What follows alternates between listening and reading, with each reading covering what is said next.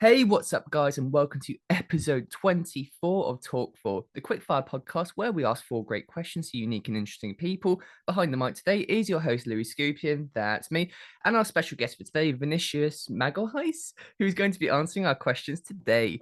Vinicius, please say hi, introduce yourself, and give us a quick rundown of who you are and what you do before I shoot some questions. All right, Louis, thank you very much for the opportunity. You did really good on saying my name. I know it's not one of the easiest things to do it anyway, especially for English speakers. My name is Vinicius Magalhães.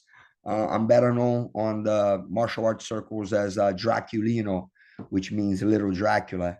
And I'm being, a jiu-jitsu competitor, practitioner. I was a professional fighter also back in the day. And I'm pretty much a jiu-jitsu instructor for over 32 years under Gracie Barra and Master Carlos Gracie Jr.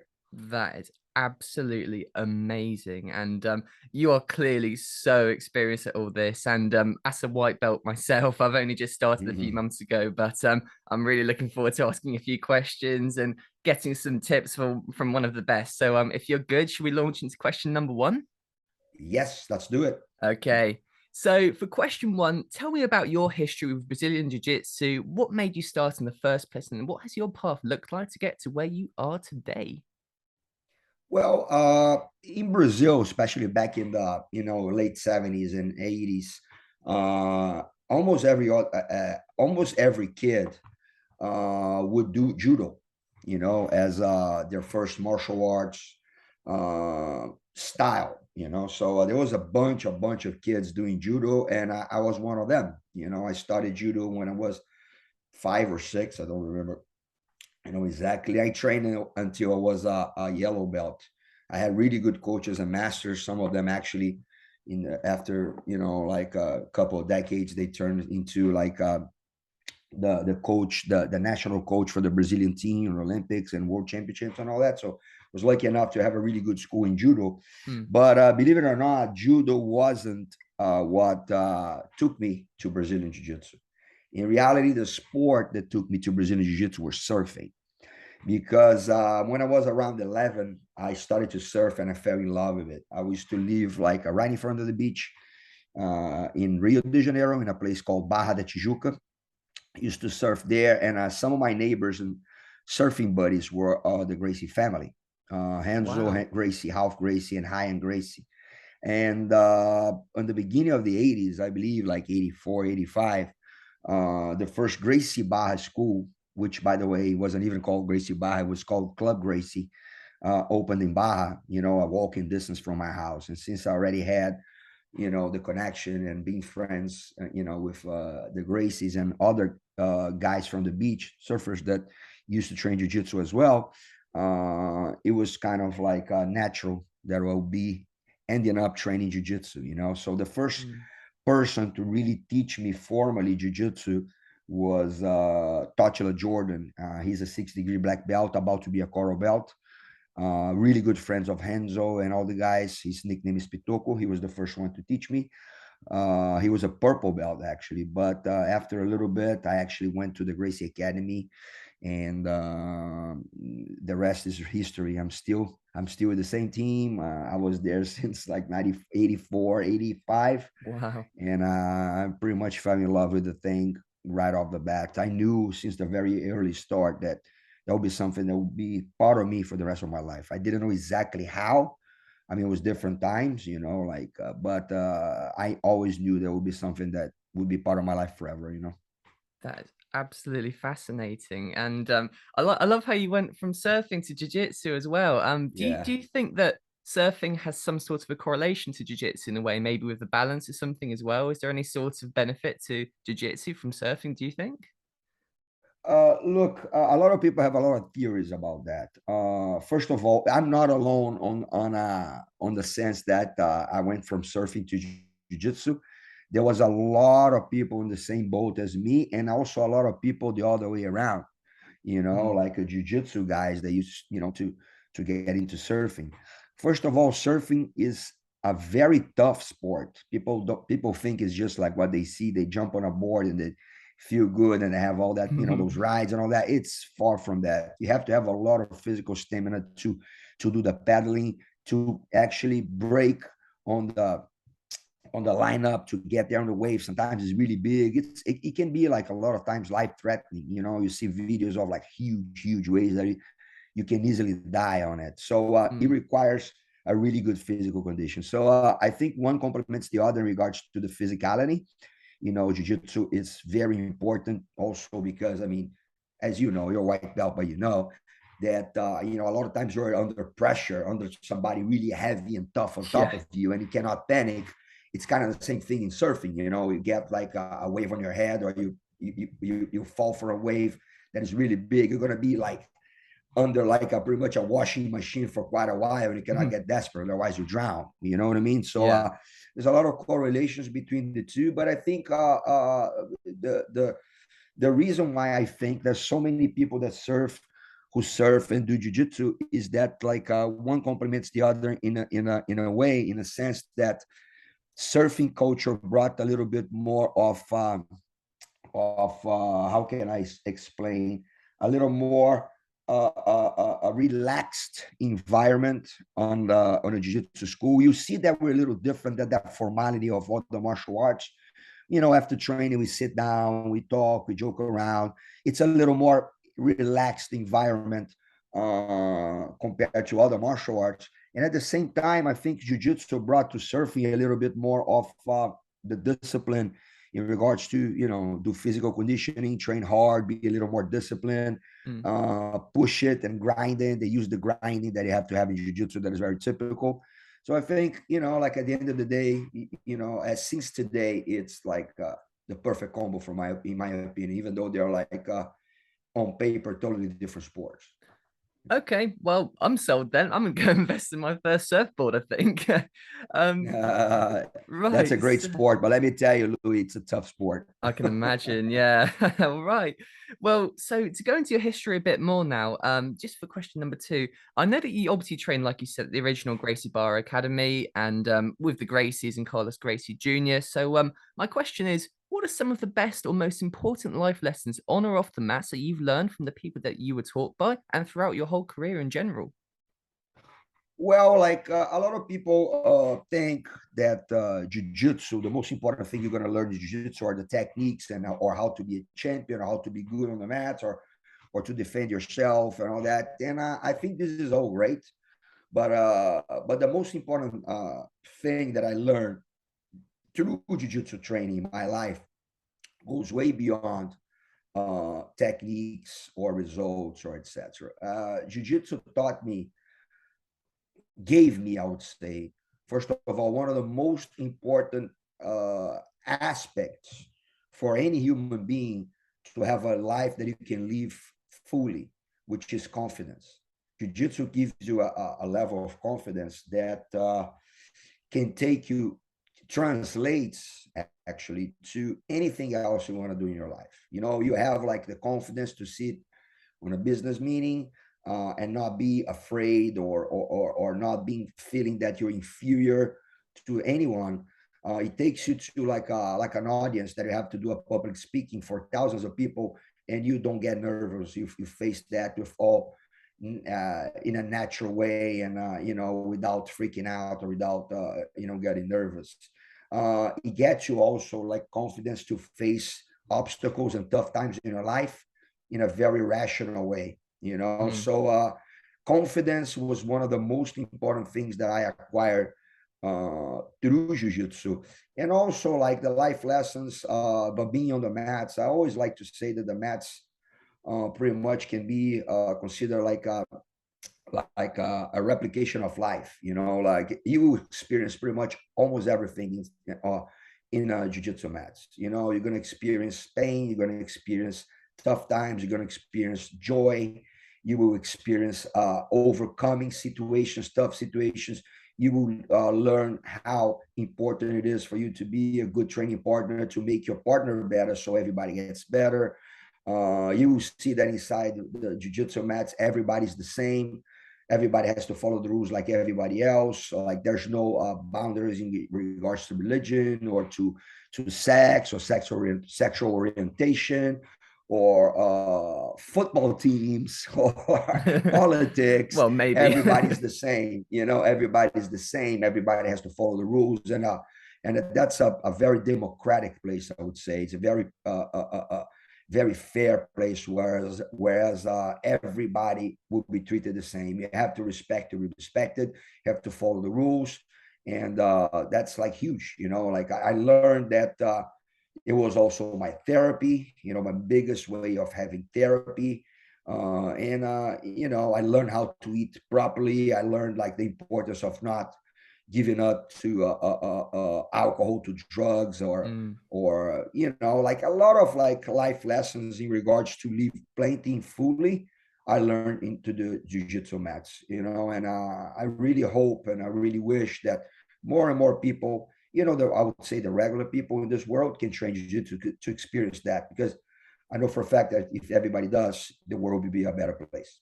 Absolutely. That's a great answer. And I really like what you said about the confidence thing as well, because I've really found that in my training so far as well. And nowadays, for young guys and young girls, and in the kind of world we're living in with social media and all these kind of celebrities and stuff who paint this brilliant picture, it's so easy to kind of get more self-conscious and lose confidence in Yeah. yourself, isn't it? And it's so good to have something like jiu-jitsu where you can go to a place and you just feel like you're in the family, and you've got people there Yeah. who want you to improve and want to, grow alongside you. And it's such a growth environment, isn't it? And it can really feel like kind of a safe place in a way, can't it, for mentality? And 100%. yeah, it's really 100%. good.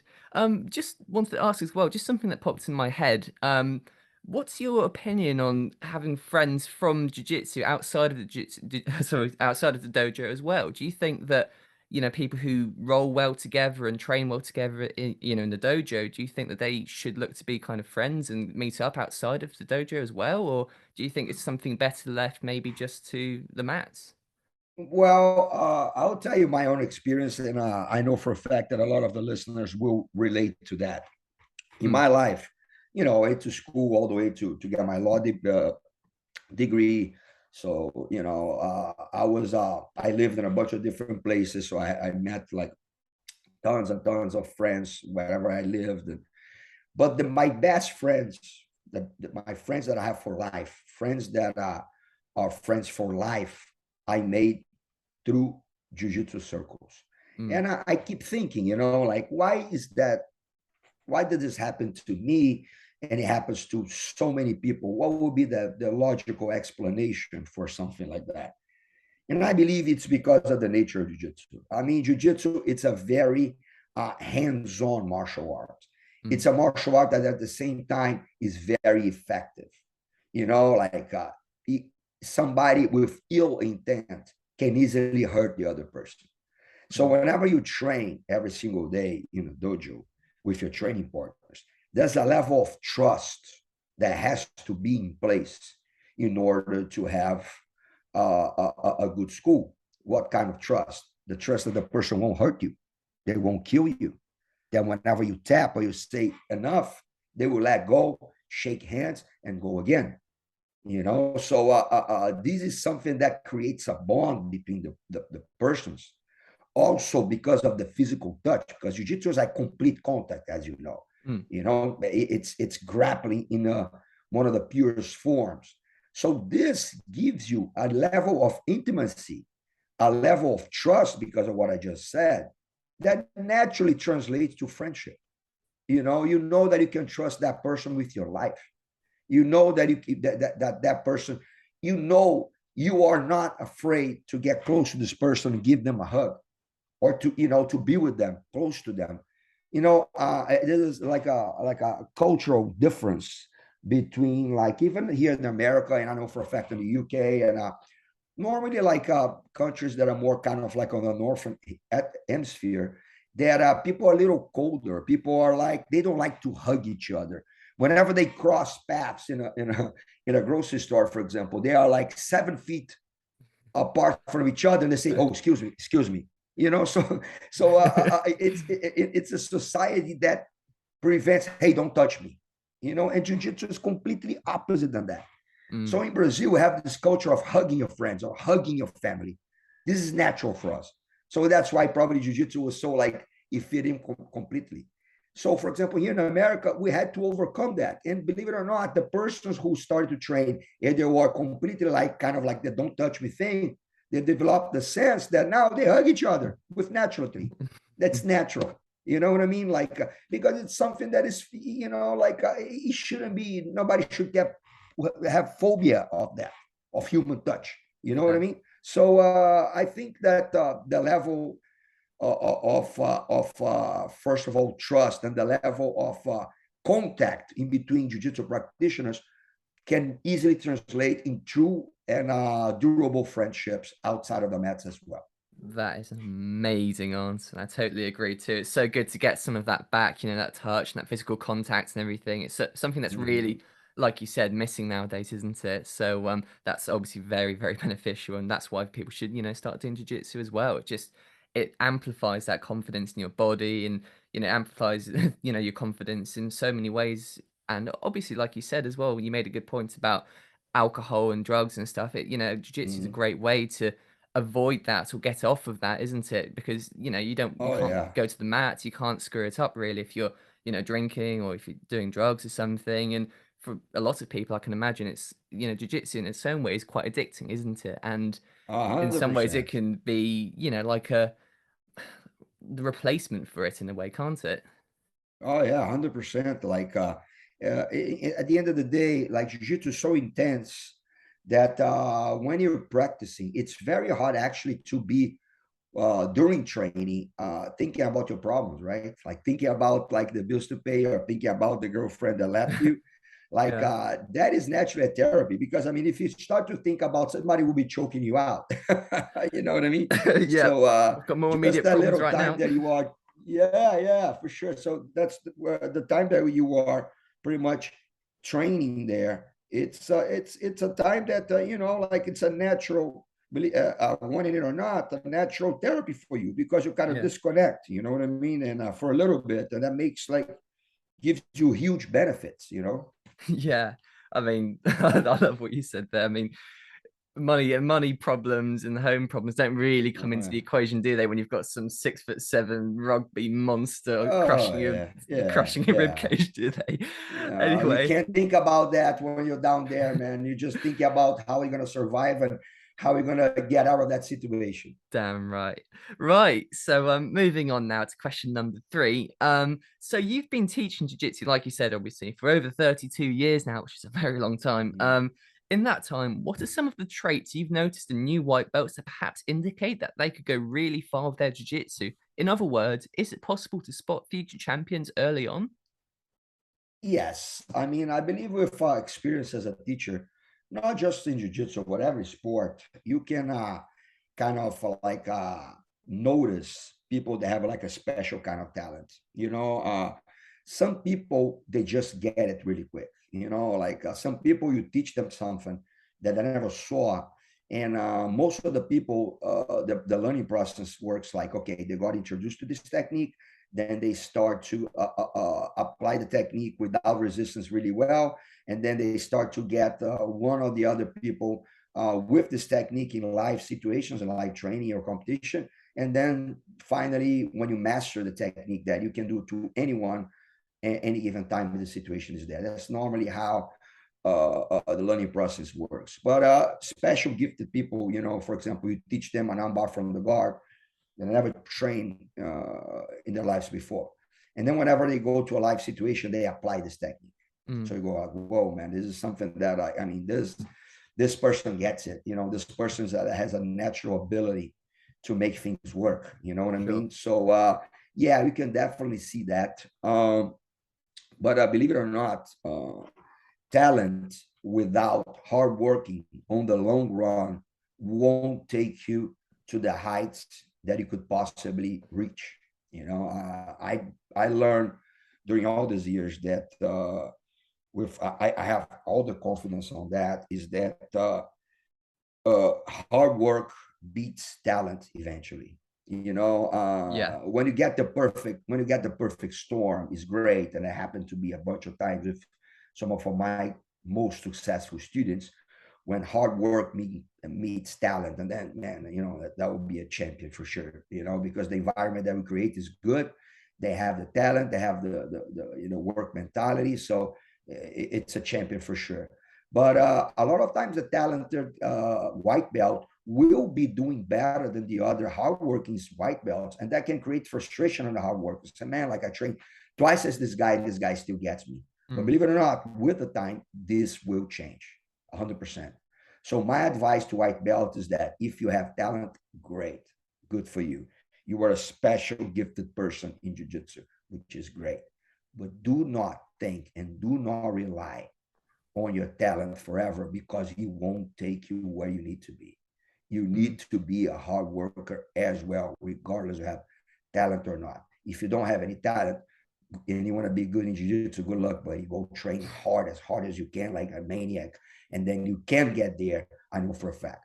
But if you're talented, also train as much as you can, be humble, try not to mix too much of like learning YouTube techniques and try to apply them whenever you're in the basic level of the white belt. The most important thing on a white belt is for you to have a solid, great, rock solid fundamental game to develop.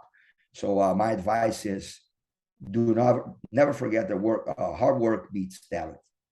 Brilliant. What an answer. And definitely taking notes for that one for sure. And I totally agree. I mean, it's nice to have talent, isn't it? It's a bit like kind of almost a slight shortcut in a way, but like you said, it's a long race, isn't it? I mean, you've been Oh doing this yeah. for so long, and to get a black belt or to even just go to blue belt. I mean, from where I am right now or something, and it's years really, isn't it? So you can't rely on that talent forever. It's all hard work, isn't it? And I think that's the same Oh really yeah.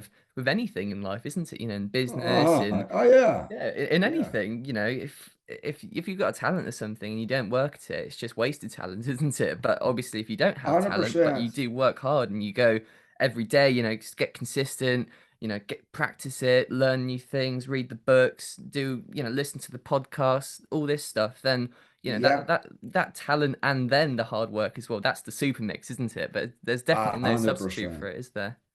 Yeah, I like what you said. It's not just for jiu-jitsu. One more proof that your jiu-jitsu is kind of a replication of life. Yeah. If you do hard work in your life in general, you're gonna get to big heights. Absolutely. Right. So for our fourth and final question today, do you think it's important for people training in Brazilian Jiu-Jitsu to also train other martial arts too? And if so, what other martial arts would you recommend, and at what point in your Jiu-Jitsu journey should you start looking at possibly branching out? Well, that's a great question because that relates to me 100%. Mm, We're just talking about the white belts, right? I think white belts that are starting fresh and brand new without any previous martial arts experience, and sometimes without any previous athletic experience, I think they should stick to jiu-jitsu 100% until they reach their blue belt. I think there's so many information out there that a white belt can be overwhelmed with that. So I think focused 100% in the fundamental part of jiu-jitsu, which by the way is the most important part of your jiu-jitsu journey. I mm, think that's very important for them to focus only on that. Whenever you get your blue belt, you already have like a good knowledge of what jiu-jitsu is. And then like other forms of grappling can be really beneficial for you. And then you also will start to notice what you should and what you should not do from these other martial arts in regards to the jiu-jitsu reality. Like a mm. quick example, judo is a great sport. I love judo. I'm a brown belt in judo as well. Judo is great. I actually started judo before jiu-jitsu, and judo can definitely really help in jiu-jitsu and vice versa.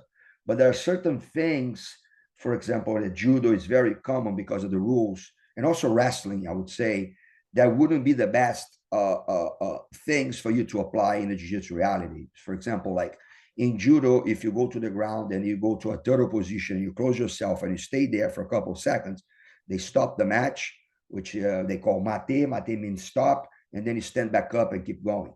Mm. You know already that jiu-jitsu is not like that. If you get on the turtle position and you wait there for too long, most likely they're gonna get your back and choke Yeah. you or other stuff. So you need to actually train judo, taking in consideration about all that.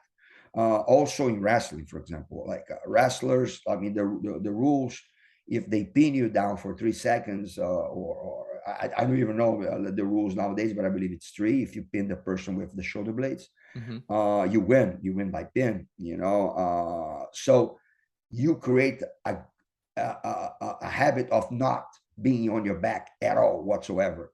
So you turn your back a lot, and a lot of times they turn their back and they don't even get on the third position. They get completely flat on the ground. You know, they turn their belly down and completely flat on the ground. Yeah. If they do this in jiu-jitsu, that would be horrible for them. You know, so you need to adapt these things in order to complement the jiu-jitsu well. And I really do think that on a white belt level, if you start to cross over like that, you will be confused. You know, because you're going to be learning something, and okay, you do this, and then you know, go to the third position, wait until the, you know, and then you're going to be trained to do that. And whenever you do this, you know, with jiu-jitsu, reality is going to be really bad. Absolutely. So I do believe it's important. You know, myself, besides judo, I trained a lot of wrestling, especially when I was doing a lot of no-gi competition and professional MMA fights. And it's a great sport. So is judo. It's a tough, important, and also technical sports. I love them.